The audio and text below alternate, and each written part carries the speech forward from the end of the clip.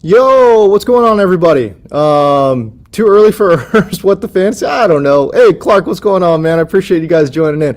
Hey, by the way, we're getting ready for week 5 here, and we got a game going, huh?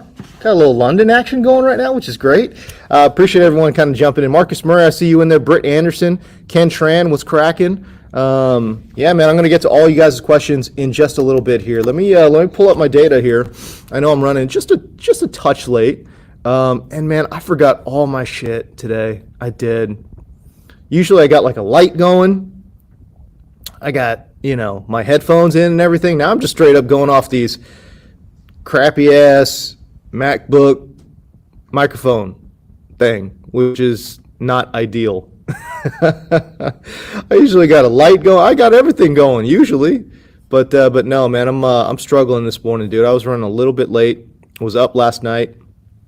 Late, man. I was catching that Tyson Fury Deontay Wilder fight, and then I don't know, man. I was watching other things too, man. I was being stupid, staying up late for no reason.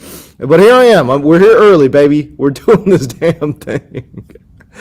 All right, man. Let's get to the questions. By the way, if you guys have questions, fantasy questions or whatever, just throw them my way. We'll get to as many of these questions as possible. And then when I can squeeze in, some thoughts on some sleepers and stuff that I like, I will let you guys know those thoughts as well. But we'll get to the first one, man. Half PPR from Ken Tran. How do you rank these Bengals receivers? Higgins, Chase, Boyd. Jamar Chase, are you concerned that there are too many mouths to feed on that offense? No, not too many mouths to feed.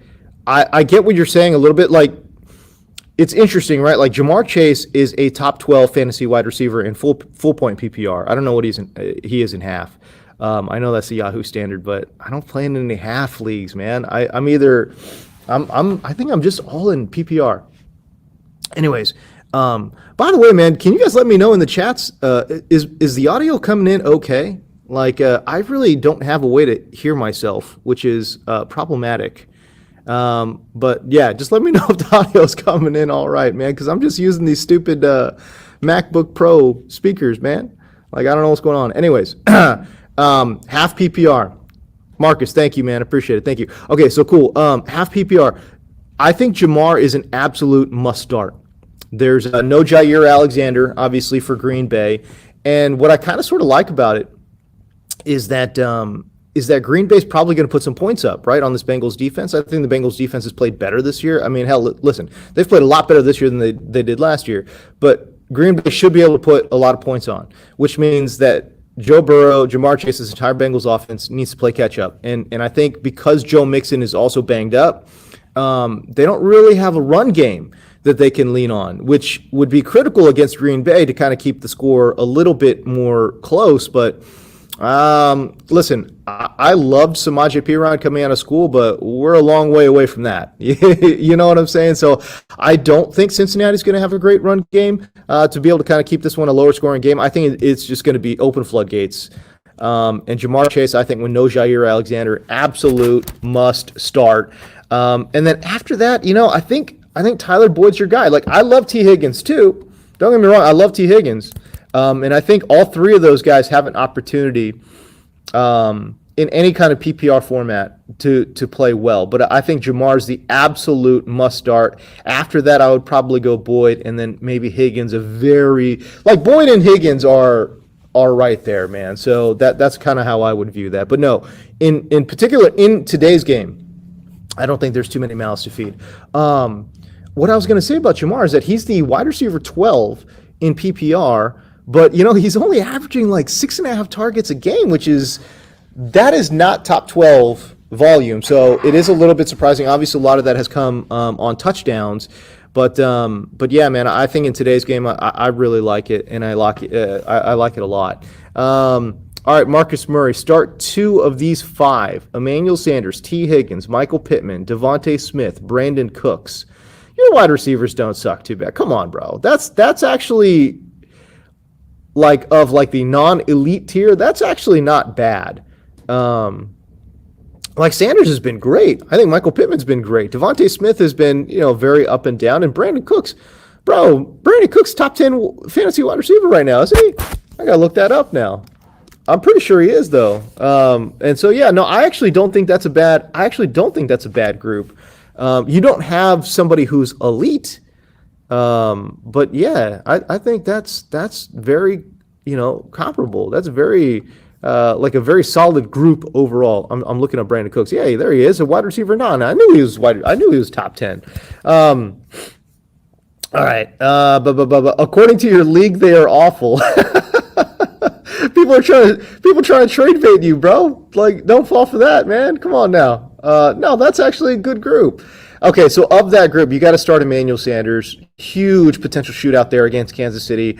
Emanuel Sanders seeing tons of air yards. And Kansas City secondary is not great. Well, their defense is not great. They've been really banged up. They're thin on the defensive side. Charvarius Ward's been dealing with, I think it's a quad injury. Anyways, he hasn't been 100%. Frank Clark has not been 100%.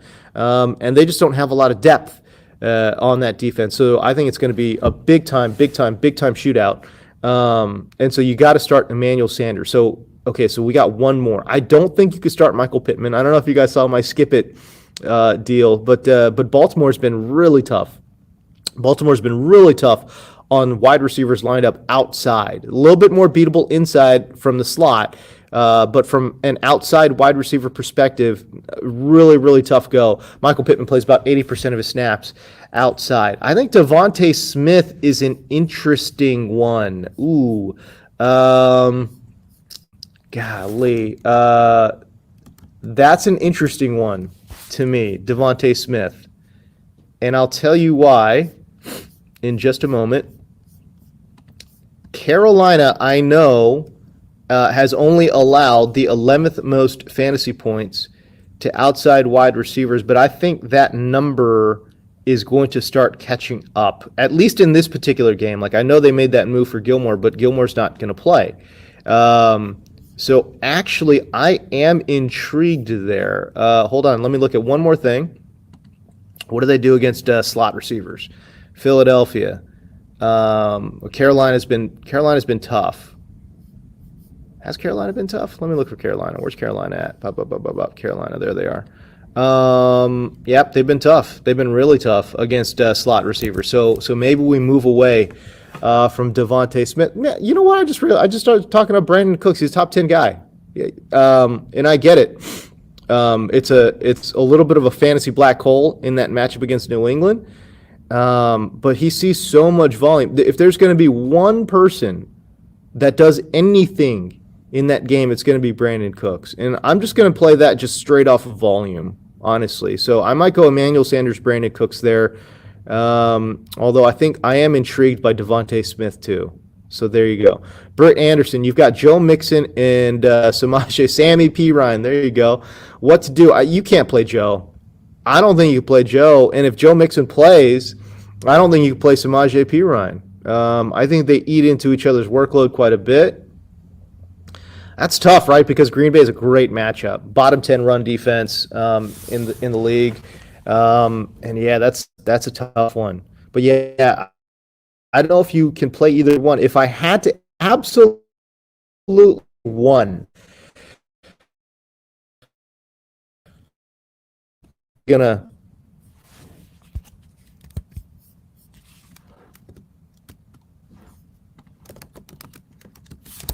Whoa, lost you there for a sec. If I had to one, I would probably play P. Ryan if I absolutely had to. I'm really not trusting the Mixon injury. There's all these reports that Mixon wasn't even supposed to play, so I think he's actually surprised that he's going to get in on there. So I don't know. We'll see. He might be a decoy. It might be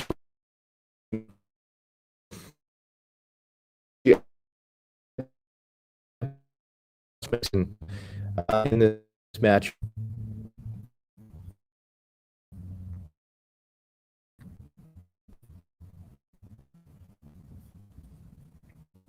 I'm going out, man, with this internet, brother. I apologize. Brett says you've got Latavius as well. Both for Yeah, man. I know, man. I'm freaking up like big time over here, and I apologize. I don't know what the hell's going on with this internet in this room. I don't get it. I don't understand what's happening. I was in this room last week. Everything was working perfectly. Yeah, I don't know what's going on, but hopefully it's not too bad. Britt Anderson also says, you've got Latavius? Yeah, I think I might play Latavius. Yeah, I would probably go Latavius in this spot, right? I mean, I know Denver's tough, but I know Denver's super, super tough, but you at least know Latavius is going to get work, and I think it might be a little bit of a breakout game for this Baltimore offense. I know Denver's been just lights out, spectacular defensively. They lead in so many different categories. They're amazing. They're awesome. But I don't know. Lamar's just a different animal, right? And like when he gets cooking, that whole run game gets cooking. Yeah, man. Like I'm kind of liking Latavius of that trio. That would be my thing, man. If this advice is wrong, I'm coming after you on Twitter for your clown takes. No, man. Hey, listen. It happens, bro. I know you're totally kidding, and Marcus Murray is super cool with me on Twitter, which I appreciate. But yeah, man, it's crazy how people take this so seriously, man, and like how crazy people get online. It's like, yo, like if you saw this person in real life, would you act this way? It's craziness, It's craziness. How about TR Diaz? Cooks, Hunt, Damian Williams, or Higgins in your PPR flex. Patterson still on the bench. Why didn't you play Patterson today? Let me look at this box score. What's going on in this game? I don't even know. I'm talking to you guys. I haven't even checked the box score here. Like, what's going on in this game? I can't even watch the game, honestly, because I wanted to talk to you guys, man. Why don't you start Patterson though? Is he not playing well? I don't know. We'll see. Of that group, hold on. You gotta clarify. You're talking about Brandon Cooks, I'm assuming, right? Not Dalvin. I know it's Dalvin Cook, but sometimes people misspell. Damian Williams, Kareem Hunt. Oh yeah, you're playing Kareem Hunt. Yeah, play Kareem Hunt unless it's Dalvin and he's healthy-ish. But yeah, no. Play Kareem Hunt. Kareem Hunt I have as in there. Oh, it's Brandon Cooks. Yeah. Okay. So there you go. Yeah. No, I've got Kareem in as like an absolute must start guy. I know that they have an issue right now at left tackle. And Jedrick Wills is out, and I think they had their backup, swing tackle, is out too. Okay. Now that being said, man, the Chargers can't stop anybody on the run right now. It has been tough sledding for the Chargers, and in particular, this is what I look for. What do teams do against the outside run when we're talking about Cleveland? Because Cleveland was maybe the most or the second most. I think they were the most outside run-heavy team in the NFL last year, and that's continuing on this year. They loved those outside zone concepts that Stefanski learned under Kubiak, and they just run that to death. And Baker right now is banged up. I don't know. I criticized him heavily last week. I didn't realize that his shoulder was that messed up. It sounds like there's a torn labrum or something in his non-throwing shoulder, which makes, by the way, Odell Beckham pretty much unplayable. I don't know if you guys saw that Cleveland game last week. Like, Baker could not hit the side of a barn. Like, his accuracy was just all off. Anyways, the Chargers on outside runs have allowed 4.71 yards per carry. And if that sounds bad, that is bad. It's the ninth worst in the NFL. So, yeah, it's the ninth worst. Ooh, Devontae Parker downgraded to out. That's tough, right? Because the Bucs have just been bleeding points. But I tell you what, if you got Jalen Waddle, you want to throw in Jalen Waddle. Jalen Waddle's a really, really strong play today against that Buccaneers secondary, and he's going to see all the targets. There's nobody else left. I love Mike Gesicki in that matchup too, guys. I absolutely love Mike Gesicki. Let me tell you why. Hold on. He's a person that I say is a smash spot player. Tampa Bay's allowed the third most fantasy points to tight end this year. They are allowing an 87% completion rate to tight end. 87% completion rate to tight end. That is dead last by a lot. And Mike Gesicki right now is top 6 in tight end targets, top 4 in air yards among tight ends. So you absolutely need to start Mike Gesicki, and I think Jalen Waddle is an excellent play today as well. Just from a simple volume standpoint, I wouldn't expect a touchdown. But I would expect a lot of work in PPR. How about Lucio Figueroa? Good morning, man. Damian Williams, Antonio Gibson, Zack Moss, PPR. I am torn on Gibson and Zack Moss. Okay, so of that group, I might just kind of cross my fingers and play Gibson, the most talented of that group. You know, we asked our doctor on this show, Fantasy Zone. By the way, please watch it starting at 9:40 Pacific time on DirecTV channel 704. Dr. Mark Addix, who is, by the way, the only Super Bowl winning orthopedic surgeon in the world. But there's Antonio Gibson. He says he's got stress fractures. And Doc Addix says, hey, listen, you could have shin splints, and they could still characterize that as fractures because there are small microfractures in the shin when we're talking about sorry, getting phone calls here. When we're talking about a shin splint. I think he's the most talented. I'm a little bit worried about the injury, obviously.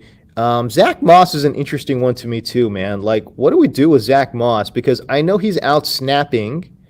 He is out snapping Devin Singletary. Sorry, checking my phone here. But how much of that is the fact that they've been playing a couple blowouts? I don't know. Yeah, man, I don't know, man. I don't know. So that one kind of scares me. Damian Williams is probably like your safest bet, your floor play, Lucio. But I want to play Gibson. I think of those three, those are probably my thoughts there. Clark Schuyler, Allen Robinson, Marvin Jones. Oh, man, I hate that it's come to this. I hate that it's come to this. Give me Marvin Jones, bro. Give me Marvin Jones against Jacksonville. Against Tennessee in that Jacksonville game. Tennessee can't stop nobody, dude. They absolutely stink stopping anyone in the secondary. They're just flat out bad. They've allowed the third most yards and fantasy points to wide receivers lined up outside, and Marvin Jones has played 70% of his snaps outside. I think Marvin Jones is a really good play. By the way, if you guys are playing DFS, like that's the sneaky stack right there. The Trevor Lawrence, Laviska Shenault, Marvin Jones super stack. Like that's the sneaky one. I've got a lineup like that. I've got a lineup like that this week, man, so we'll see how it turns out. Marcus, man, we appreciate you jumping in. You're taking off for that Cardinals tailgate. Hey, man, there you go. Enjoy that one there. You're going to hook up the TV and watch Fantasy Zone? Yeah, boy, let's go. Send me that pic on Twitter. I'll share that all day long, man. I love it. There you go.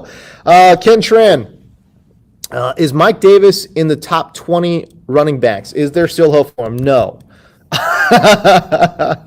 Sorry, brother. Like this whole thought that because they don't have another running back, this preseason idea that they don't have another running back on the roster, therefore Mike Davis was going to see all the volume, just obviously is not the case. Cordero Patterson is obviously crushing him. Cordero Patterson's the RB3 on the season, and I think so long as Russell Gage, I know it sounds crazy, but so long as Russell Gage is out of that lineup, I think Cordero Patterson will continue to go crazy. It's really interesting. Let me just throw this up there for you here, okay? Cordero Patterson in week 2, okay, 7 targets, 7 carries. Week 3, 7 targets, 7 carries. Week 4, 6 targets, 6 carries. So long as he's getting that PPR work, that's really where he is making his hay, right? Like 7 carries, 7 carries, 6 carries for 11, 20, and 34 yards on the ground. that's not ideal. But if he is going to continue to see these checkdowns and then run after catch opportunities, yeah, man, he's the guy. And I think Mike Davis just doesn't have a lot of juice. He's not really able to shake free, and he never really was. He's not that elusive guy. So, no, I think he's I don't know, man. I don't think he's going to be a top 20 running back in PPR moving forward. So there you go. Where's the revenge game? I don't know. Where is the revenge game? Yo Mama So Fat won. What? Look at that handle. Yo Mama So Fat. Well, come on, bro. What is up with this handle? By the way, hey, listen. If you guys are watching me, I appreciate that. If you guys could subscribe to the channel, I would appreciate that even more. I really would. If you guys could sub to the channel, man, that would be awesome, bro. Hold on, Pablo. I see you. I'm gonna get to you. How about Trey? You've got a couple of questions here, Trey. Hey, and good morning to you, pal. Full PPR, choose two: Galladay, Boyd, Allen Robinson, or James Conner. No on James Conner. I think my running mate Matt Harmon feels way better about Conner. I know he's got 4 touchdowns in the last 2 games, but no, I'm out. I'm out on the James Conner business. I like Galladay. Oh, man, I can't believe it's really come down to this for Allen. Like, Allen Robinson's not playable almost. Galladay and Boyd. Give me safety. If you want upside, oh, bro, this sun is killing me. If you want upside, I could see you playing Allen Robinson and Galladay if you want that upside. If you want that upside, go there. But as we stand here today, God, man, it almost feels like Allen Robinson's unplayable, dude. I don't know, man. That's just my thought. But I think your safest, call is probably Galladay and Boyd. Galladay's seen a lot of air yards too, and they still continue to be banged up in that wide receiver room. So give me Galladay, and Boyd obviously showed a lot of chemistry with Joe Burrow last week. I'll take that one too. And again, I think that's going to be a pretty high scoring game. Pablo. Eli Mitchell, a solid RB2 going forward. Currently have Damian Williams as an RB2. He's only going to be in there for a few weeks, and Mike Davis is benched. I think that's the right call. I will play Eli Mitchell as listen, I don't know if he's a solid RB2. I do think that he's a volatile with a high upside RB2. Like, he could give you nothing, but he could give you a whole lot. So if that's the kind of flavor you like in your second running back, I'm down with that. But yeah, he plays in probably the best run scheme in the NFL, in that Shanahan run scheme. Trey Sermon's obviously going to get a chunk of that. Hell, Trey Sermon might be the 1A, but a lot of people feel like he might be the 1B in that tandem. But he's going to get work. Either way, he's going to get work. And yeah, man, I would think that I think Eli Mitchell is a solid RB2 moving forward. So yeah, Pablo, appreciate the question. Lucio, I appreciate you. You're a big fan. Hey, listen, man, I appreciate you jumping in, man. I really do. So yeah, so there you go. Am I missing any other questions here? Bop. Let me just scroll up here. Nope, we're good, man. And if you guys do have some, I'm the tits. Yeah, boy. Trey, what's going on, man? What do you think about Carr, Tannehill, or Lance? Ooh, okay. So the question for me right now is between Tannehill and Lance, and the way that 2021 is going. Oh man, I want to say Trey Lance. I do. I'm going to say Tannehill. My bold prediction this week is that both Tannehill and Trevor Lawrence are going to finish as top 8 fantasy quarterbacks. That's my thought. I think it's going to be a beautifully bad shootout there in that Tennessee-Jacksonville game because both secondaries suck. Both secondaries are terrible. Tannehill has A.J. Brown coming back, and that's the stack I'm going with in the early slate is the Tannehill A.J. Brown stack. Again, I think a low-key undercover stack is that Jacksonville stack too. But I kind of think both guys are going to have really, really good games, man. So there you go. Clark with a really good note here. Allen Robinson on pace for 633 yards. Oh, bro. Is that on a 16-game slate or a 17-game slate, dude? That's tough, man. That is tough. Who wins today, Jags or Titans? Titans, for sure. No, actually, I shouldn't say for sure. No, that's not true. That's not true. The Jags are actually tough. You know, it's funny, like, Jags have lost some close games. They've actually looked pretty decent. If ever Lawrence could put two halves together, watch out, man. Like, I'm telling you, man, I've seen enough. Like, Trevor Lawrence is the truth. Like, I love what I see in this kid. But yeah, will Urban Meyer resign if the Jags lose? Nah, they're not. He's not going to resign, dude. He likes that NFL money a little bit too much, bro. Blake Borovets, appreciate you on Twitter too, man. I see you, my guy. I see you, Blake. Which quarterback should I start this week as my QB2? Oh man, Superflex League. I love it. Heineke, Winston, Lance, or Baker. This one's a tough one. By the way, Clark says that is a 17-game on pace for 633 for Allen Robinson. That's tough. Oh, this one's a tough one too. Well, you could take Baker straight out. Baker's a drop. I think it doesn't sound like he's going to get off. It doesn't sound like he's going to have surgery to fix that shoulder. And if you saw what I saw last week, he's unplayable. Absolutely unplayable is Baker Mayfield. Tyler Heineke is interesting, or Taylor Heineke rather. I think you can take Winston out too. You know what? Screw it. Go Trey Lance. Go Trey Lance. I'm thinking about RG3 under Shanahan and how he just took the league by storm. Now, that being said, I don't think Lance is as polished a passer as RG3. You got to remember, like, RG3 was, I mean, he's coming off of like a Heisman year, you know, like he was sick. Trey Lance has played one game. He's basically played two games, really, if you think about it. He's played two games over the last 2 years.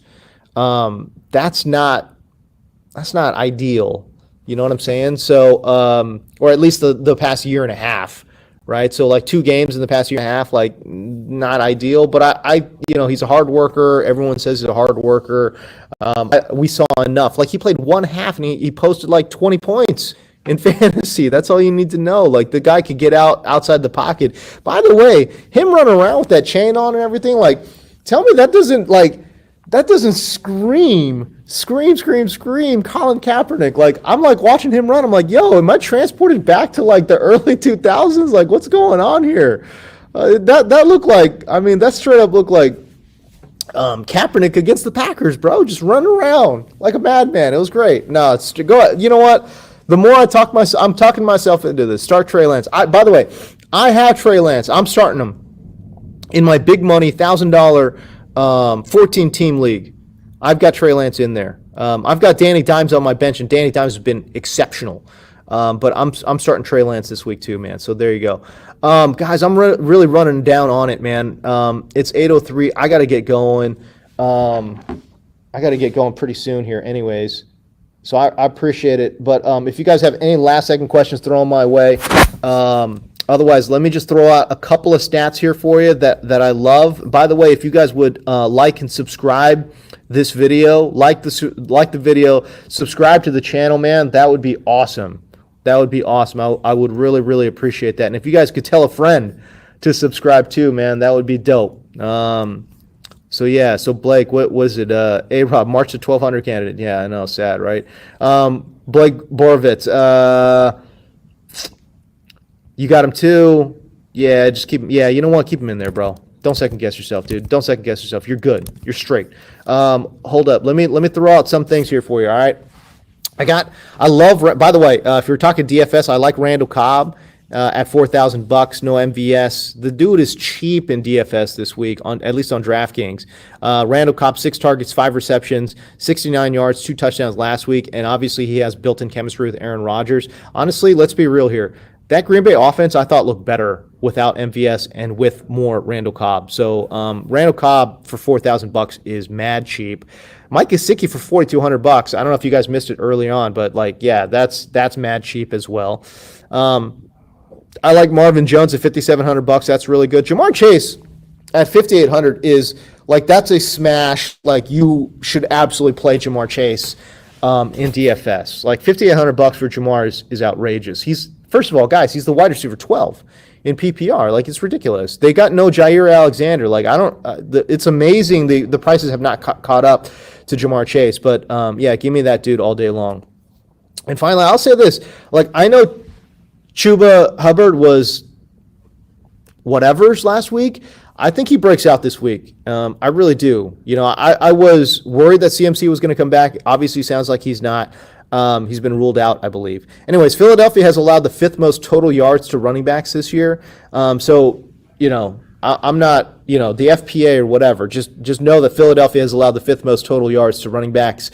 And the big stat for me is that Philadelphia has allowed a league worst 5.8 yards per carry to running backs on outside carries, and Chuba Hubbard has run outside 75% of the time. It's the 4th highest rate in the NFL. I think Chuba is a really, really strong start in this one, and I think he's going to see all the work, and I really think that Chuba is going to have a really nice breakout game against Philadelphia. That's my big take.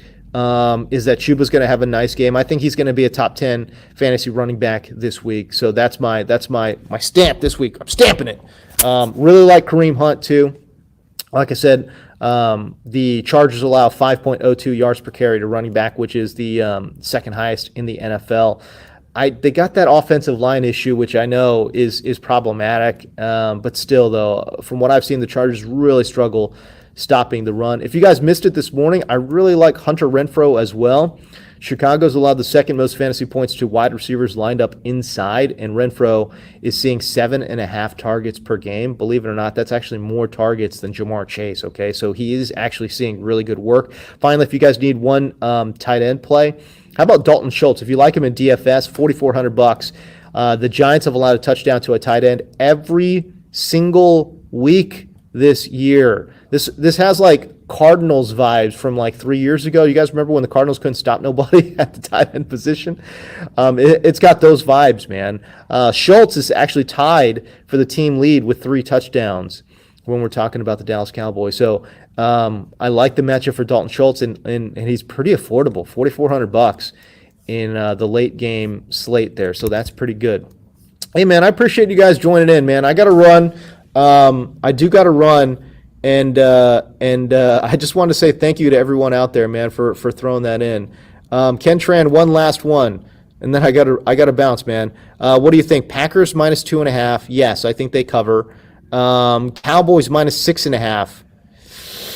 God, I hate those divisional games, man. I think Cowboys.